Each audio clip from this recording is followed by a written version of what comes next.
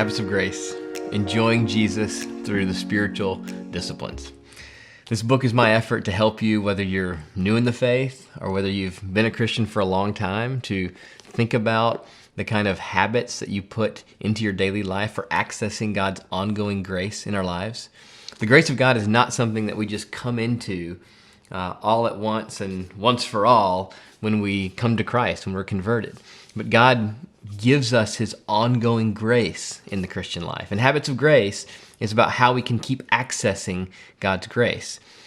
Maybe you feel overwhelmed by the long list of spiritual disciplines, whether you can think of 10 or 12 or 15 or more, and you feel overwhelmed. How could I practice all those at once in my life? Barely have enough time for what I do now. Habits of Grace tries to get at the principles behind those various spiritual disciplines. And there are three main principles that the Bible teaches us about God's ongoing grace in our lives. The first is that we need to hear God's voice. We hear His voice in His Word. The fundamental means of God's grace in the Christian life is His Word. He starts it, He initiates, He speaks. And in His Word, He extends His grace to us for our ongoing progress and strength in the faith.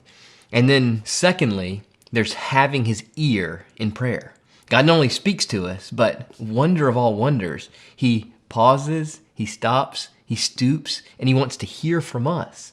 Our having His ear is as certain as our having His Son, because Jesus is at His right hand. He has purchased for us the ear of God, and prayer is an extraordinary privilege and means of grace in the Christian life. But it's not just Bible and prayer. There's a third category, often overlooked, of God's ongoing grace in the Christian life, and that is belonging to His body. In the fellowship of the local church, God means for other people to be means of His grace in our lives. It's not just all about me in my private room with a Bible and prayer, helpful and wonderful as that is. But God means for us to live in community.